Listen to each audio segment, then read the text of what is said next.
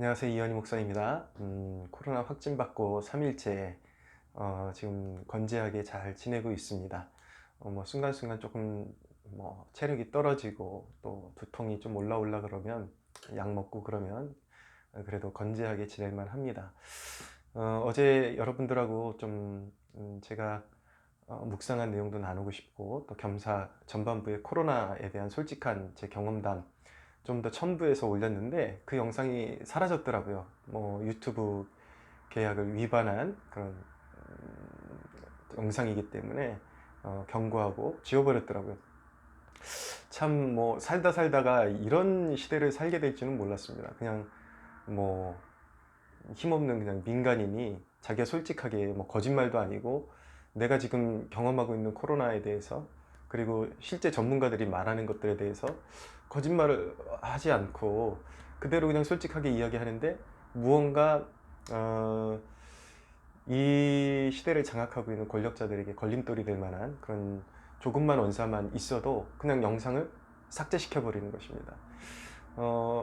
최근에 얼마 전에 함익병 그 원장님이죠. 그 피부과 원장님 그 백신에 대한 그런 솔직한 자기 의견을 내니까 자기도 사실은 유튜브 상에서 이 정부의 좀 불리한 그런 의견을 유튜브 상에서 표출하면 영상이 지워진다 그런 말을 전혀 믿지 않았다라는 거예요. 근데 자기 영상이 지워지는 걸 보면서 이거 정말 이 심각하구나라는 것을 처음 느끼게 되었다라는 것입니다.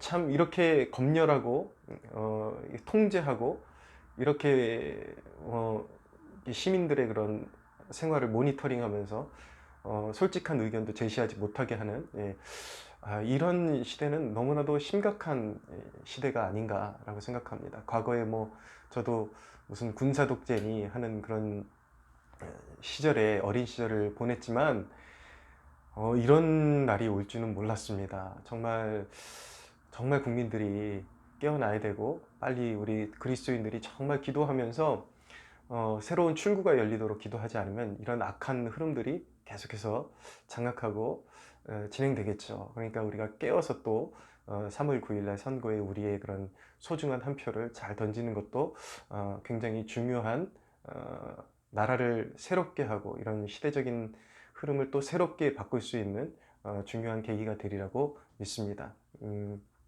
근데 오늘 드리고 싶은 말씀은 세계적인 신학자 김세윤 박사라고 있습니다.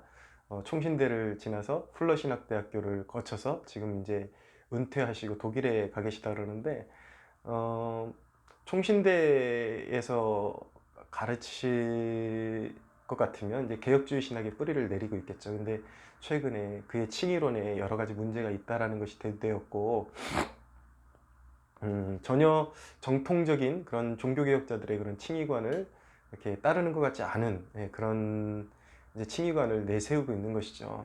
거기서 머무르면 괜찮은데 최근에 계속 그분에 관한 이야기가 이제 굉장히 좌익적인 좌성향적인 그런 의견을 계속 어필하는 그런 모습들이 좀 문제가 되어 왔습니다. 근데 최근에 또 이분이 큰 홈런 한 방을 터뜨렸는데 그것이 무엇이냐면 이제 3구 대선 우리나라 이 대선에 굉장히 관심을 보이면서 그런 말을 하는 거예요. 이 구조가 지금 한국 사회의 구조가 사탄의 나라와 하나님의 나라의 싸움인데 윤석열은 사탄의 나라 그리고 이재명은 하나님 나라라는 것입니다. 그러면서 하는 말이 이재명은 정말 약자들을 위해서 일생을 헌신해 온 사람이고 대장동 사건 같은 건 윤석열이 없는 사건을 만들어서 뒤집어 씌운 것이다. 그렇게 이야기하면서 그것이 바로 윤석열과 이재명의 그 구도가 바로 사탄과 하나님 나라의 구도다 라 그러면서 이제 선거에 반드시 하나님 나라를 이루어야 된다 이런 이제 망언을 서슴지 않고 하게 된 것입니다.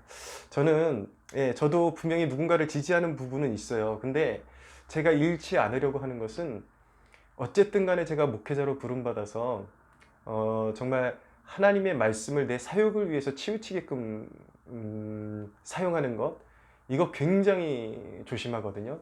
우리 목회자들이 그 부분에 있어서는 굉장히 조심해야 된다라고 생각을 합니다. 여러분 어떻게 그 개혁주의의 가장 강점이 무엇이냐면 인간의 죄성을 누구보다도 잘 간파하는 신학이 개혁주의 신학입니다. 전적 부패, 모든 인류가 하나님 앞에 썩었고 구원받기 합당하지 않고, 예, 모든 인류가 사탄이 지배하는 그런 지배권 아래에 놓여 있기 때문에 누구도 선한 존재가 있지 않은 것이죠. 하나님의 은총을 힘입지 않고는, 그 십자가의 은혜를 힘입지 않고는 누구의 마음 가운데, 누구의 인생 가운데도 하나님 나라가 임할 수 없고, 하나님 나라를, 그 거듭난 심령 외에는 하나님 나라를 구현해낼 수가 없는 것입니다. 근데 어떻게 이재명이 하나님 나라의 상징과 같은 존재가 될 수가 있습니까? 그가 뭐 예수를 믿습니까? 물론 뭐 교회 집사라고 하지만은, 예? 그도 우상숭배에 쩔어 있고, 뭐 조상 제사들 꼬박꼬박 챙기고, 그 와이프는 무슨 기독교식으로 말하면 이제 세례 받는 거, 불교계에서 세례 받는 거 무슨 법명 같은 것도 받고, 예? 그리고 대장동 같은 경우도 윤석열이 뒤집어 씌운 것이 아니라 그 이재명 밑에서 일하던 사람들이 통화 내역에 이거 이재명 저기 뭐야 지사가 시킨 것이다, 시장님이 시킨 것이다, 다 나오잖아요. 녹취록에 사람이 지어낸 얘기가 아니라, 그 반대편이 만들어낸 얘기가 아니라 그 사람 라인에서 일하던 사람들의 입에서 나오는 증언들 아니에요. 그리고 어떻게 하나님 나라, 이재명을 통해서 강제로 정신병원에 입원했던 사람이 몇 명이며, 그리고 이재명이 실제로 자기 그 뭐야 여자친구 엄마도 죽이고 여자친구도 죽이고 이런 일가족을 살해한 살인범을 변호해주면서 그것이 데이트 폭력에 불과한 것이다라고, 그렇게, 이거 완전 사이코고 미치광이잖아요. 다 좋아요. 그 사람 안에 어떻게 하나님 나라가 있냐고요. 예. 예. 하나님 나라는, 그리고 신학자라면 어떻게 이재명 안에 하나님 나라, 이재명이 하나님 나라라고 표현을 할 수가 있냐고요. 미치지 않고는. 정말 저는 이 시대를 제정신으로 살아갈 수가 없을 것 같아요. 뭐 이재명을 좋아한다 그러면 뭐 인정해요. 그건 자기 마음이니까. 그렇지만 적어도 목사 신학자라 그러면 성경적인 견지에서 내가 말하는 것들이 많은 성도들에게 영향을 끼치고 많은 성도들이 그대로 알고 따라올 텐데, 그건 정말 내 기준이 아니라 하나님 말씀 기준으로 나눠줘야 되는 것이죠. 알려줘야 되는 것이죠. 예. 하나님 나라는 교회 안에만 존재하는 것입니다. 예. 교회를 통해서 영향력이 흘러나갈 때 거기에 하나님 나라가 있는 것이죠. 거듭난 한 영혼이 나가서 하나님 나라의 가치관으로 썩어 있는 세상에 영향력을 끼치는 게 하나님 나라이기도 한 것이죠. 예, 그리고 어느 권력자든 윤석열이건 이재명이든 기본적으로, 예, 그런 사탄의 그런 영향력 아래 있는 것이고, 또 그 이면에 보면은 하나님이 그 모든 통치를 주관하시고, 둘 다 사탄의 그런 지배 아래 있기도 하지만 최종적으로 하나님의 다스리심 아래, 그 권역 아래 있는 것이죠. 근데 우리가 보는 것은 한 사람이, 어떤 사람이 하나님 나라고 한 나라는, 한 사람은 사탄의 나라가 아니라 둘 다 그런 악한 영향력이 있고, 또 큰 그림으로 보면 하나님의 그런 절대적인 권위 아래 있는데, 우리가 뭐 교회의 입장을 생각하고 또 여러 가지 정책이 이 나라에 더 유익이 되는 그런 사고방식을 가진 사람이 누구냐, 이걸 보고서 이제 한 사람을 선택하는 것이지, 어딜 믿지도 않는 사람, 무당과 미신과 조상제사에 쩔어 있는 사람, 예, 탐욕에 쩔어 있는 사람, 이 사람을 어떻게 하나님 나라의 대표성을 가진 것처럼 그렇게 이야기를 할 수가 있습니까? 네. 양이삼 총신대 출신이라 카타콤 TV 운영하면서 이런 정신 나간 소리나 해대고, 수많은 그리스도인이라는 자들이 거기 우르르 가가지고, 예, 그건 아니잖아요. 예, 차라리 이렇게 말해야지 목회자로서 솔직한 것입니다. 예, 나는 뭐 기독교인이지만 내 가치를 가지고 내 대가리가 터져도 나는 이재명이 좋아. 뭐 대장동도 뭐 실수할 수도 있고 뭐 여러 가지 부패가 있을 수 있지만 그래도 정책적으로나 그 가치관이 나랑 잘 맞아. 그래서 뭐 둘 다 그놈이 그놈이지만 나는 얘를 선택하기로 결정했어. 이게 정말 솔직한 말인 것이죠. 솔직한 언행인 것이죠. 어떻게 목사들이 이렇게 썩어 빠질 대로 빠져가지고 이렇게 정신없는 소리를 해대는지 이해가 안 가요. 지금까지 민주당과 그 떨거지들이 권력을 쥐고서 한 짓을 보십시오. 이 질병을 가지고 국민들을 얼마나 올가매고 정치 방역을 해왔는지, 교회가 얼마나 불이익을 당해왔는지, 또 차별금지법이 누구의 손을 통해서 계속 발의가 되고 있는지, 교회에 불이익을 주고 하나님 나라의 가치관에 반대되고 이런 정책들이 주로 누구를 통해서 일어나고 있는지, 그걸 본다면 그딴 소리 못하죠. 그리고 또 한 가지 아울러서 말씀드리고 싶은 거는, 어느 기사에 보니까 기독교계에서 윤석열을 지지한다, 기독교계에서, 이것도 저는 옳지 않다라고 생각합니다. 선거라는 것은 개개인이 자율권을 가지고 자기의 어떤 신념과 신앙이 있다면 그 신앙의 신념을 가지고 선택을 하는 것이죠. 그리고 자기가 선택한 것에 대해서 정책이 흘러갈 때 뭐 책임을 져야 되는 것이죠. 책임의식을 가져야 되는 것이죠. 그건 개개인의 자유에 의해서 행해져야 될 일인 것입니다. 그러나 교회가 행해야 되는 일은 무엇이냐면, 저는 그 부분에 있어서 미국의 캘리포니아의 그레이스 처치의 존 메가더 목사님이 그 부분을 참 잘한다고 생각을 합니다. 뭐냐면 누구를 찍으라고 그렇게 강요를 하지는 않아요. 그렇지만 분명한 것은 회중들에게 이렇게 설득을 하는 것이죠. 당신이 진정으로 그리스도인일진데 낙태를 합법화시키고 동성애를 합법화시키고 여러 가지 이렇게 성경의 가치관에 반하는 정책들을 계속 쏟아내는 정당을 찍지는 않을 것이다. 당신이 그리스도인이라면 결국 그렇게 할 수 없을 것이다.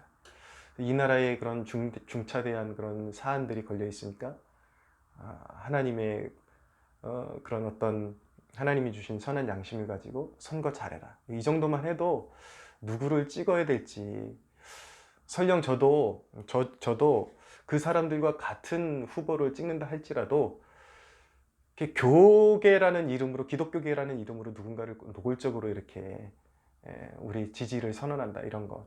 이재명도 마찬가지죠. 또 좌파 목사들은 우르르 몰려가지고 우리는 이재명이 하나님 나라의 가치관에 합당하니까. 여러분, 그렇게 하다가 예를 들어서 윤석열을 찍었어요.